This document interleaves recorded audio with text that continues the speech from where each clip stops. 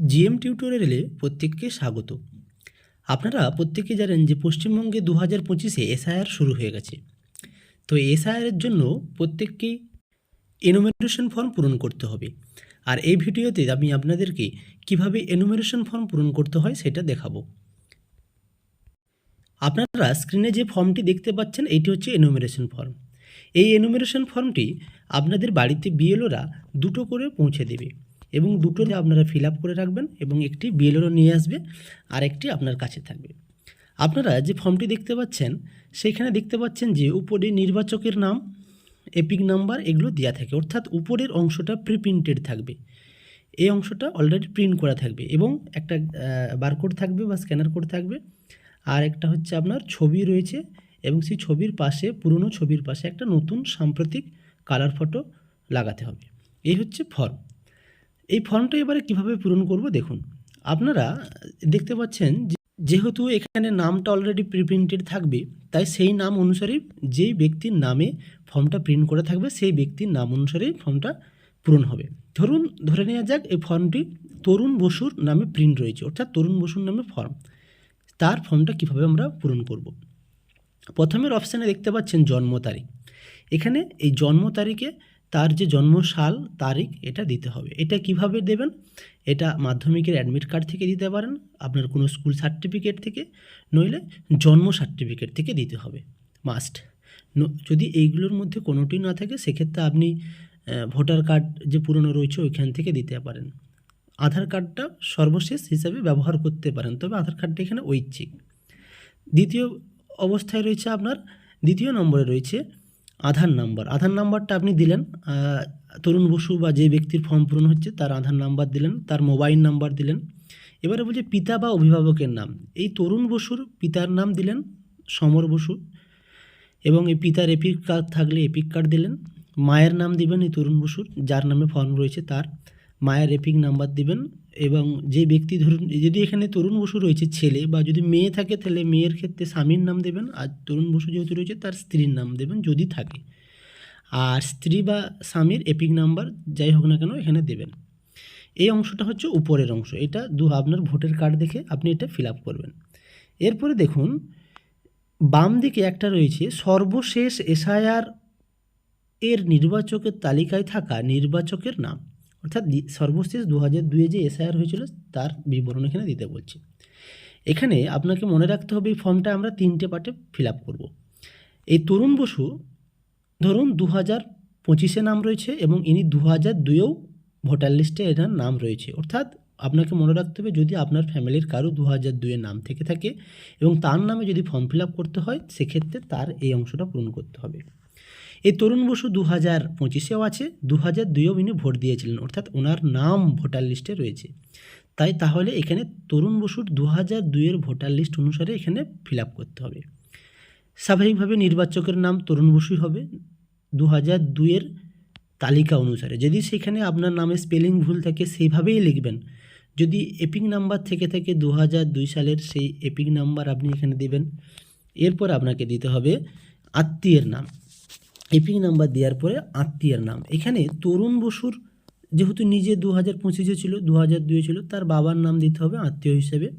তার বাবার নাম ধরুন এখানে সমর বসু দিলাম। এরপরে বলছে সম্পর্ক নিজেই, যেহেতু তিনি 2025-এ ছিলেন, 2002-এও ছিলেন, সেক্ষেত্রে তার সম্পর্কের জায়গায় ইংরেজিতে ফর্ম ফিল আপ করলে আপনি সেলফ লিখবেন, বাংলাতে নিজও। 2002 অনুসারে এই তরুণ বসুর যে জেলা, যদি পশ্চিম মেদিনীপুর থাকে পশ্চিম মেদিনীপুর, অবিভক্ত মেদিনীপুর থাকলে অবিভক্ত মেদিনীপুর, ঝাড়গ্রাম থাকলে ঝাড়গ্রাম, হুগলি থাকলে হুগলি। রাজ্যের নাম দেবেন পশ্চিমবঙ্গ। এরপর বিধানসভার ক্ষেত্রের নাম দিতে হবে। 2002-এ ওনার যে বিধানসভা ক্ষেত্রের নাম আপনি 2002-এর লিস্টে পেয়ে যাবেন। সামনের দিকে যদি চন্দ্রকোনা থাকে চন্দ্রকোনা বা যে বিধানসভা ছিল সেটা দেবেন। বিধানসভার ক্ষেত্রের নাম্বার এটাও আপনি 2002-এর লিস্টের সামনের অংশে পেয়ে যাবেন। 196 ছিল চন্দ্রকোনার ক্ষেত্রে। এই তরুণ বসুর মানে যার নামে আপনার ফর্ম ফিল আপ হচ্ছে তার বাবা তরুণ বসুর এখানে 2002-এর পার্ট নাম্বার কত ছিল? 124। এটা 2002-এর লিস্টে পাবেন, দেখবেন অংশ নাম্বার। আরেকটা হচ্ছে ক্রমিক নাম্বার, অর্থাৎ সিরিয়াল নম্বর এই তরুণ বসুর দিতে হবে। তাহলে মনে রাখতে হবে এই তরুণ বসুর নাম 2002-এও ছিল, 2025-এও আছে, সেই হিসাবে এখানে ফর্ম ফিল আপ করবো। এই অংশটা তার দিতে হবে, যার 2002-এও ছিল, 2025-এ ছিল। এরপর আমি আপনাদেরকে দেখাবো যে 2002-এর ভোটে 2002-এর ভোটার লিস্ট আপনারা দেখতে পাচ্ছেন। এই যে আপনাদেরকে বললাম যে বিধানসভার ক্ষেত্রের নাম্বার দেখুন, এই যেখানে 196 রয়েছে, এটা হচ্ছে বিধানসভা ক্ষেত্র, দিয়ে ক্ষেত্রের নাম হচ্ছে চন্দ্রকোনা সাধারণ। আর যেখানে অংশ নম্বর, এই যে ডান দিকে দেখুন অংশ নম্বর 124, আর সিরিয়াল নাম্বার যেটাকে বলছে হচ্ছে ক্রমিক নাম্বার, দেখুন একটা ফর্ম রয়েছে এখানে, এর সিরিয়াল নাম্বার, এই যে বাম দিকে ক্রমিক নম্বর 599, 600, এটাকে বলা হয় 612, 614, এটা হচ্ছে এখানে আপনার সিরিয়াল নাম্বার। আর এই পার্টে এবার আমরা দেখাবো যে কিভাবে আপনি আপনার নিজের নামটা পূরণ করবেন। ধরুন এখানে আমরা এবারে আগে দেখালাম কি 2002-এও আছে, 2025-এও রয়েছে, যে ব্যক্তির নাম তার ফর্ম ফিল আপ কীভাবে হবে। এবারে দেখাবো ধরুন আপনার বাবার নাম 2002-এ ছিল, কিন্তু আপনি তার ছেলে, আপনার নাম 2002-এ ছিল না, সেক্ষেত্রে আপনার কিভাবে হবে? সেক্ষেত্রে আপনার বাবার অনুসারে আপনার ফ্যামিলি ম্যাচিং হবে। ধরুন আপনার নাম তরুণ বসু, সেই তরুণ বসু অনুসারে আপনার নাম 2002-এ ছিল না, সেই অনুসারে আপনাকে এখানে প্রথমের যে কলামগুলো এগুলো আপনাকে 2025-এর তথ্য অনুযায়ী, যেটা আপনার কাছে ভোটার কার্ড রয়েছে সেই অনুযায়ী আপনাকে এগুলো পূরণ করতে হবে। পূরণ করার পর আপনি আপনার বাবার তথ্য দিতে হবে। যেহেতু আপনার বাবার নাম 2002-এ ছিল, সেক্ষেত্রে আপনাকে কি করতে হবে, আপনার বাবার তথ্য দিতে হবে। এই যে ডান দিকে যে অপশানটা দেখতে পাচ্ছেন, আত্মীয়ের বিবরণ যার নাম পূর্ববর্তী কলামে বা সর্বশেষ এসআইআরে দেওয়া রয়েছে। ধরুন আপনার নাম কি, আপনার নাম তরুণ বসু, আপনার নাম 2002-এ ছিল না, আপনার বাবার নাম ছিল, তাহলে আপনার তথ্য এখানটায় পূরণ করার পর আপনি ডান দিকের কলামে চলে আসবেন। এটাকে বলছে ফ্যামিলি ম্যাচিং বা এফএম। এই ডান দিকের ঘরটাতে আপনার বাবার তথ্য দিতে হবে, যার তথ্য দিতে হবে কার, এখানে না আপনার বাবার। 2002 সালে আপনার বাবার যে লিস্ট আছে সেইখানকার লিস্টের তথ্য দিতে হবে। নাম কি, বাবার নাম, এটা 2002-এর তথ্য অনুযায়ী আপনাকে দিতে হবে, মনে রাখতে হবে। এখানে 2002-এ যেমনটা রয়েছে সেইভাবে, সেক্ষেত্রে যদি একটা স্পেলিং মিস্টেক থাকে সেইভাবেই দিতে হবে। এবার এপিক নম্বর, 2002-এ আপনার বাবার এপিক নাম্বার দিতে হবে। আত্মীয়ের নাম, এখানে কার নাম দেব, আত্মীয়ের নাম দেব। আমি ফর্ম ফিল আপ করছি ধরুন তরুণ বসুর, তার বাবার নাম ম্যাচিং হয়েছে, এখানে আত্মীয়ের নামে দেবো বাবার নাম, অর্থাৎ তরুণ বসুর বাবার নাম সমর বসু, তার বাবার নাম এখানে আত্মীয়ের নামের জায়গায় দিতে হবে, অর্থাৎ কমলা বসু। কারণ 2002-এর লিস্টে আমরা সমর বসুর তথ্য পূরণ করছি, সমর বসুর আমরা বাবাকে পাবো কি, কমলা বসু। আশা করি বুঝেছেন। সম্পর্কের জায়গায় কি, যেহেতু এখানে বাবার সঙ্গে তার ছেলের ফ্যামিলি ম্যাচিং হচ্ছে, তাই সম্পর্কটা বাবা হবে। যদি এখানে বাবার জায়গায় মায়ের সম্পর্ক দিয়ে হতো, এখানে এই যে এখানে বাবার নামের জায়গায়, তাহলে মা হতো সম্পর্কটা। আর যদি দাদু বা ঠাকুমার হতো, যদি বাবা বা মায়ের কারো ফ্যামিলি ম্যাচিং না হতো, 2002-এ তথ্য বা 2002-এর ভোটার লিস্টে নাম না থাকতো, সেক্ষেত্রে দাদু বা ঠাকুমার দিয়ে করতে হতো, তখন সেখানে সম্পর্কের জায়গায় দাদু বা ঠাকুমা। আশা করি বুঝে গেছেন। এবার জেলা, রাজ্য, এটা 2002 অনুসারেই হবে।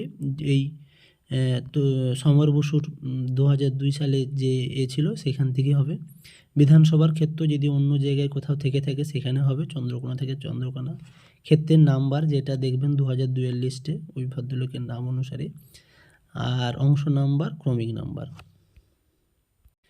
এরপর আপনাকে তৃতীয় পার্টে আমি দেখাবো যে বিবাহিত মহিলার। ধরুন এইখানে আপনাকে বুঝতে হবে কারোর নাম নেই, অর্থাৎ আপনার বাবার নাম নেই, আপনারও নাম নেই, অথবা কোনো বিবাহ সূত্রে একজন মহিলা তার শ্বশুরবাড়িতে এসেছে, তার নামটা কিভাবে ফর্ম ফিল আপ করবেন। ধরুন কবিতা রায় ঘোষ ইনি এসেছেন বিবাহ সূত্রে গড়বেতা বিধানসভা থেকে চন্দ্রকোনাতে, সেক্ষেত্রে তার নম্বরটা কিভাবে আমরা, তার যে ফর্মটা কিভাবে ফিল আপ করবো, তার জন্ম তারিখ যেভাবে বললাম, মাধ্যমিকে অ্যাডমিট কার্ড যদি থেকে থাকে বা জন্ম সার্টিফিকেট থেকে থাকলে, স্কুল সার্টিফিকেটে তার বয়সের প্রমাণপত্র থেকে থাকলে, নইলে পুরনো ভোটার কার্ড থাকলে সেইখান থেকে পূরণ করতে হবে। আধার নাম্বার, মোবাইল নাম্বার।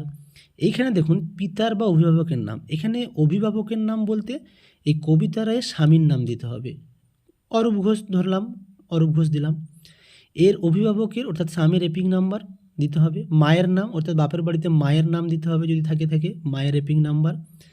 এখানে আবার বলে যে স্বামী বা স্ত্রী, যদি এখানে আপনি কোনো পুরুষ ব্যক্তির করেন তাহলে স্ত্রীর এপিক নাম্বার, যদি কোনো, যেহেতু আমরা মেয়ের করছি তা এখানে স্বামীর এপিক নাম্বার হয়তো আবার দুবারই দিতে হবে, তার নাম দিতে হবে, একই রকমভাবেই পূরণ করতে হবে, স্বামীর নাম, স্বামীর এপিক নাম্বার। এরপর আপনাকে কি করতে হবে, ডান দিকের কলামটা পূরণ করতে হবে। এই উপরের কলামটা হয়ে গেলে ডান দিকে আমরা ফর্ম ফিল আপ করছি। ধরুন এই ফর্মটা প্রিন্টেড হয়ে এসেছে কবিতা রায় ঘোষের নামে। এনার যে আমরা ফর্ম ফিল আপ করবো ডান দিকে, কার ফ্যামিলি ম্যাচিং হিসাবে, ওনার বাবার বাড়িতে বাবার যদি 2002 লিস্টে নাম থেকে থাকে বা মায়ের 2002 লিস্টে নাম থেকে থাকে, তাহলে সেই লিস্টটা দেখে আমাকে ফিল আপ করতে হবে। আমি বলেছিলাম ধরুন কবিতা রায় ঘোষের বিধানসভা গড়বেতায়, তাহলে গড়বেতাতে ওর বাবা 2002 সালে ভোটদান করেছে, সেইখানে লিস্টের তথ্য অনুযায়ী এখানে ফিল আপ করতে হবে। এখানে বাবার নাম দিলাম, ধরুন সমর রায় দিলাম ওর বাবার নাম। এপিক নাম্বার 2002 অনুসারে দিতে হবে, একদম কোনো রকমভাবে চেঞ্জ করা যাবে না। এপিক নম্বর দিতে হবে, এপিক নম্বর দিলাম। এরপর দিতে হবে আত্মীয়ের নাম। আত্মীয়ের নাম আমরা ফর্ম ফিল আপ করছি কবিতা রায় ঘোষের নাম, তাহলে বাবার তথ্য দিচ্ছি কি বাবা সমর রায়, তাহলে আত্মীয়ের নাম দেব বাবার বাবা, অর্থাৎ এই সমর রায়ের বাবাকে কমলা রায়, এর তথ্য দিলাম। সম্পর্ক কি করব, যেহেতু বাবার তথ্য দিচ্ছি বাবার হিসাবে দেব, যদি মায়ের দিতাম মায়ের হিসাবে, যদি বাবা মায়ের ধরুন কারো বাবা মায়ের অল্প বয়সে বিয়ে হয়েছিল 2002 সালে, তাদের নাম উঠেনি, তাহলে তাদের দাদুর নাম থাকবে, সেক্ষেত্রে দাদুর নাম যদি আমরা দিয়ে ফর্মটা ফিল আপ করি, সম্পর্কের জায়গায় দাদু বা ঠাকুমা এসব দিতে হবে। জেলা যদি কোনো অন্য জায়গায় থেকে থাকে সেই জেলা দেবেন 2002 লিস্টে অনুসারে। রাজ্যের নাম একই রকম, যদি অন্য রাজ্য থেকে আসে তাও কোনো অসুবিধা নেই, বিহারও হতে পারে, পাঞ্জাবও হতে পারে। বিধানসভার ক্ষেত্রে ধরুন আমি গড়বেতার দিলাম, বিধানসভার ক্ষেত্রের নাম্বার ওই 2002 লিস্টে পাবেন, পার্ট নাম্বার, অংশ নাম্বার, এগুলো আপনাদেরকে বলেছি। এই হচ্ছে ফর্ম ফিল আপ, আর কিছু না।